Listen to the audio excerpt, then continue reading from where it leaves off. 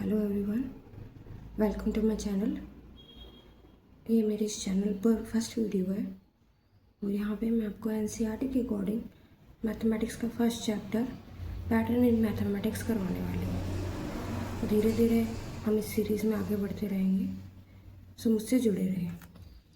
आपका first chapter है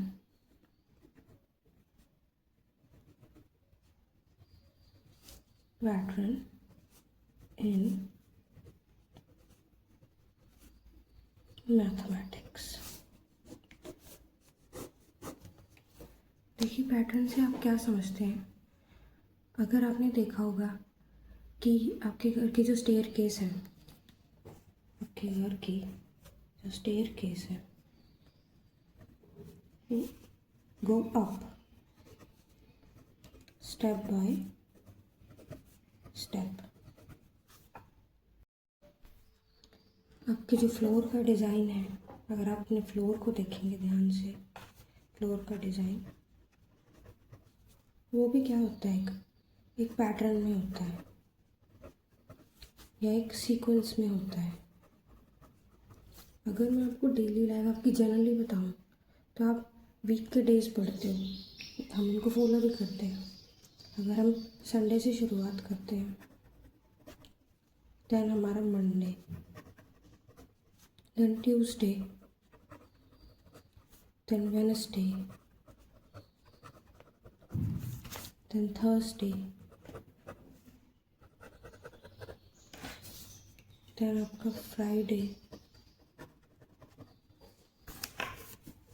then Saturday and then again Sunday. तो आप यहाँ क्या देखते हो कि 1 2 3 4 5 6 7 आफ्टर 7 डे फिर से आपका संडे रिपीट हो रहा है। अगर हम मंडे से स्टार्ट करते हैं 1 2 3 4 5 6 7, देन आपका फिर से क्या आ जाएगा, मंडे आ जाएगा। अगर हम ट्यूसडे से स्टार्ट करते हैं 1 2 3 4 5 6 7, देन फिर आपका ट्यूसडे आ जाएगा। यहाँ पे आप क्या देख रहे हो कि after 7 days day is same day is repeating. Same आपका हम मंथ्स इन ए ईयर, उसमें भी आप यही देखते हो कि जनवरी से अगर हमारा मंथ काउंट करना स्टार्ट करते हैं तो आफ्टर 12 मंथ्स, जो लास्ट मंथ आपका जो दिसंबर आता है, उसके बाद फिर से आपका क्या आ जाता है, जनवरी आ जाता है। 12 मंथ्स के बाद जनवरी रिपीट हो रहा है। अगर हम फरवरी से स्टार्ट कर रहे हैं, देन फिर आपका क्या आ जाता है, फरवरी ही आ जाता है 12 मंथ्स के बाद। तो यहाँ पे हम क्या देख रहे हैं कि आफ्टर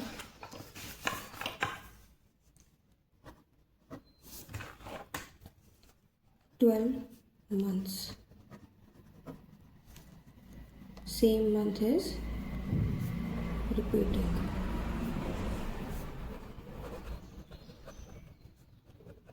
तो यहाँ से हमें क्या एक डेफिनेशन समझ में आ रही है कि पैटर्न का मतलब क्या होता है। पैटर्न का मतलब है रिपीटिशन विद अ रूल, यानी किसी रूल को फॉलो करके जो रिपीटेशन की जाती है वो क्या होती है, एक पैटर्न के अंडर आती है।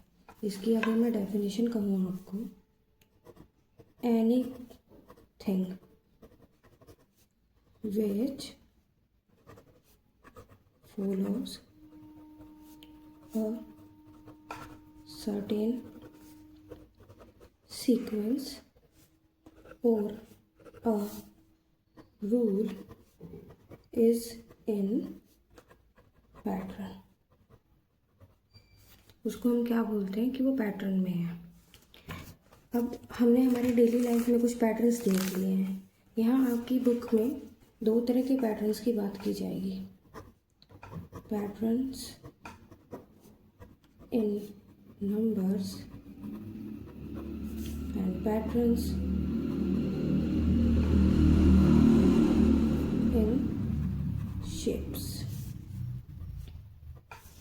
नंबर्स में हम बेसिकली क्या पढ़ेंगे, बेसिकली हम यहाँ पे पढ़ेंगे आपके होल नंबर्स। आई होप जहाँ तक जो मैंने आपको समझाने की कोशिश करी है वो आपको समझ में आया हो। मैं एक बार फिर से रिपीट ज़रूर कर देती हूँ। देखिए पैटर्न्स क्या होता है, हमारी डेली लाइफ में आप कई तरह से देखते हैं। जैसे आपकी स्टेयरकेस होती हैं, वो जो है ऊपर की तरफ जाती हैं, स्टेप बाय स्टेप जा रही होती हैं, ठीक है। अगर वो नीचे हम आते हैं तो भी वो स्टेप बाय स्टेप हम नीचे आ रहे होते हैं। जो आपका फ्लोर का डिज़ाइन है, मान लीजिए आपके किसी के घर में फ्लोर का डिज़ाइन कुछ इस तरह से बन रहा है, तो वो भी क्या होता है, एक सर्टेन पैटर्न को फॉलो करके ही चल रहा होता है। मतलब एक पैटर्न को फॉलो कर रहा होता है वो। हम वीक के डेज की बात करते हैं तो आपका संडे, मंडे, ट्यूसडे, वेडनेसडे, अगर हम इस तरह वीक स्टार्ट कर रहे हैं तो हर 7 डेज के बाद वो डे रिपीट हो जाता है। हमने यहाँ से देखा कि जो 7 डे के बाद है वो सेम डे रिपीट हो रहा है। अगर हम ईयर में बात देखते हैं, मंथ्स में, तो भी क्या होता है, जनवरी, हर 12 मंथ्स के बाद फिर जनवरी आता है। फरवरी से स्टार्ट करते हैं तो फिर 12 मंथ्स कंप्लीट होने पर फिर से फरवरी आ जाता है। यानी आफ्टर 12 मंथ्स क्या है, सेम मंथ इज रिपीटिंग।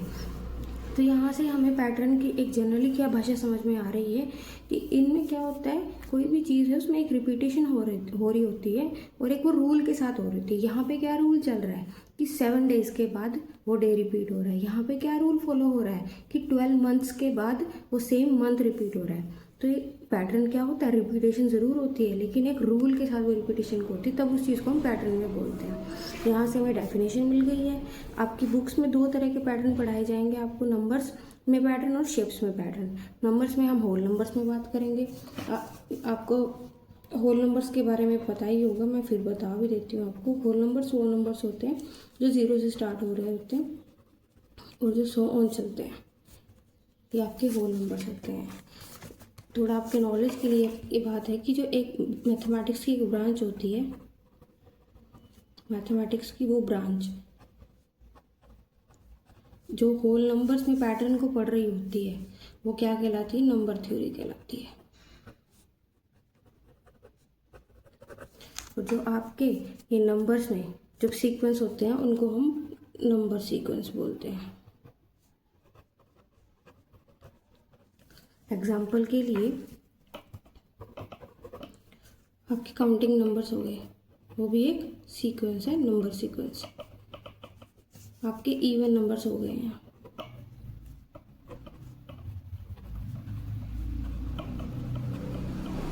आपके ओड नंबर्स हो गए। सभी क्या होते हैं, आपके एक पैटर्न को फॉलो कर रहे होते हैं। आप देखोगे कि आपको देखना है कि हम मैम फाइंड कैसे करें कि किस नंबर सीक्वेंस में क्या पैटर्न चल रहा है, क्या रूल फॉलो हो रहा है। तो आपको सबसे पहले क्या देखना है कि वो नंबर आपका इंक्रीजिंग फॉर्मेट में चल रहा है या वो आपका क्या चल रहा है, डिक्रीजिंग फॉर्मेट में चल रहा है। जैसे आपके जो काउंटिंग नंबर्स हैं ये क्या हो रहे हैं, इंक्रीज हो रहे हैं। ये कैसे पता चल रहा है आपको कि ये चीज़ इंक्रीज हो रही है? हमने देखा कि 1 से हम 2 की तरफ जा रहे हैं, 2 इज़ ग्रेटर देन 1। फिर हम 2 से 3 की तरफ जा रहे हैं, 3 इज़ ग्रेटर देन 2। 3 से 4 की तरफ जा रहे हैं, 4 इज़ ग्रेटर देन 3। तो इस तरह हमें पता चल रहा है कि ये एक इंक्रीजिंग पैटर्न में नंबर है, ठीक है। अगर मैं आपको बोलूँ कि कुछ नंबर हैं जो आपके इस तरह हैं,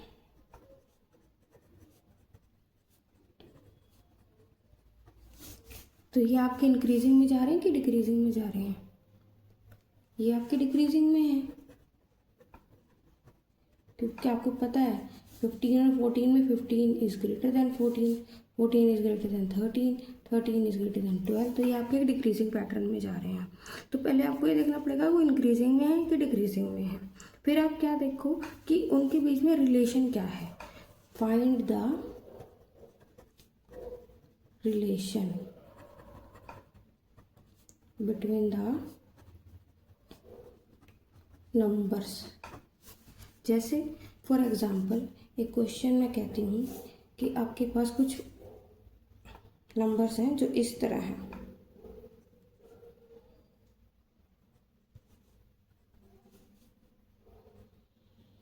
मैंने आपसे पूछा कि यहाँ पे क्या नंबर आएगा, तो आप क्या देखोगे आप ये देखोगे फर्स्ट कि ये नंबर इंक्रीजिंग है कि डिक्रीजिंग है। हमने देखा कि 3 is less than 7, 7 is less than 11, 11 is less than 15, तो ये नंबर हमारे क्या है, इंक्रीजिंग ऑर्डर में है।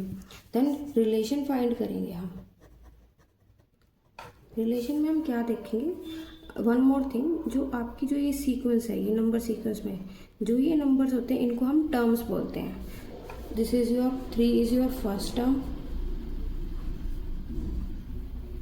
7 is your second term, 11 is your third term and so on। इनको हम क्या बोलते हैं, टर्म बोलते हैं। आप क्या देखो, आपने कोई 3 टर्म्स का सेट उठा लिया, कॉन्टिन्यूस टर्म्स का, ठीक है। हमने देखा कि 3, 7 और 11 में हम एक रिलेशन फाइंड करने की कोशिश करते हैं। हम करते हैं इन दोनों का हम डिफरेंस निकालते हैं, क्योंकि ये इंक्रीजिंग ऑर्डर में दिख रही है, हमने इनका एक डिफरेंस निकाल लिया। डिफरेंस हमें क्या शो करता है कि 7 से हम 3 को माइनस कर रहे हैं तो हमें क्या मिल रहा है, 4 मिल रहा है। देन हम 7 और 11 का डिफरेंस देखते हैं, इनका डिफरेंस निकाला हमने। 11 में से जब हम 7 को माइनस कर रहे हैं तो भी हमें क्या मिल रहा है, 4 मिल रहा है। तो हमने यहाँ से एक आइडिया लगा लिया कि हर जगह आपका यही चीज़ चल रही है कि जब हम सेकंड टर्म में से, यानी जो नेक्स्ट टर्म में से हम प्रीवियस वाली टर्म को माइनस कर रहे हैं तो हमें डिफरेंस 4 मिल रहा है। हमने एक हमारी क्लैरिफिकेशन के लिए एक सेट और उठा लिया, 11 में से 7 को माइनस करा हमें तो भी क्या मिल रहा है, 4 मिल रहा है। तो यहाँ से हमें क्या पता चल रहा है कि जो ये नंबर है, ये नंबर क्या है, इस पैटर्न को किसी ना किसी तरह इफेक्ट कर रहा है। अब वो कैसे इफेक्ट कर रहा है, आप ये देखो, जो हमने इंक्रीजिंग डिक्रीजिंग पढ़ा, जो 3 है वो 7 से स्मॉल है। अब जब हम 3 से 7 की तरफ जा रहे हैं तो ये 4 वैल्यू आ रही है। ये 4 वैल्यू कैसे आ रही है, जब मैं 3 में 4 को प्लस कर रही हूँ तो मुझे 7 मिल रहा है। उसी तरह मैं 7 में जब 4 को प्लस कर रही हूँ तो मुझे 11 मिल रहा है। 11 में मैं जब 4 को प्लस कर रही हूँ तो मुझे 15 मिल रहा है। तो उसी तरह जब मैं 15 में 4 को प्लस करूँगी तो मुझे क्या मिलेगा, 19 मिलेगा। और यहाँ पे वही 19 आपका क्या है, आंसर है। तो यहाँ पे आपका रूल क्या कहता है, ये यहाँ पे रूल कहता है कि ऐड 4, क्योंकि ये आपका एक इंक्रीजिंग फंक्शन था, वैल्यू आपकी इंक्रीज हो रही थी और हमें किन्हीं भी 2 वैल्यूज़ के सेट में से हम उनको जब डिफरेंस ले रहे थे तो हमें 4 मिल रहा था। जब आप क्या कर रहे थे, बड़ी वाली वैल्यू में से छोटी वैल्यू को माइनस कर रहे थे तो आपको 4 मिल रहा था। तो हमने देखा कि जो नेक्स्ट वैल्यू वो कैसे आ रही है, जब आप 4 को प्रीवियस वाली वैल्यू में ऐड करते हैं तो आपको उसी तरह नेक्स्ट वैल्यू मिल जाती है। अगर हमें इससे भी एक नेक्स्ट वैल्यू निकालनी है तो हम 19 में 4 को प्लस कर देंगे, हमें क्या मिल जाएगा, 23 मिल जाएगा। तो यहाँ पे आपका हमारा रूल क्या बन रहा है कि ऐड 4। एक क्वेश्चन और है, होपफुली आपको यहाँ तक समझ में आ रहा होगा। अगर आपको समझ में कहीं पे डाउट लग रहा है तो वीडियो को रिवाइंड करके देख लीजिएगा। मैंने मेरी तरफ से काफ़ी क्लैरिटी से आपको समझाने की कोशिश करी है, स्टेप बाय स्टेप। ये क्वेश्चन आपको कि मैंने आपको दे दिया है कि कुछ नंबर्स हैं जो इस फॉर्मेट में लिखे हुए हैं।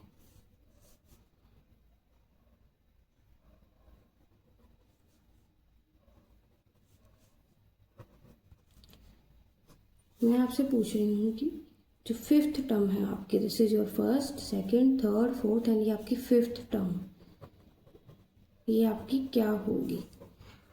आपको इस क्वेश्चन को कमेंट्स में मुझे आंसर लिख के देना है। होपफुली आपको यहाँ तक समझ में आया हो। Thank you.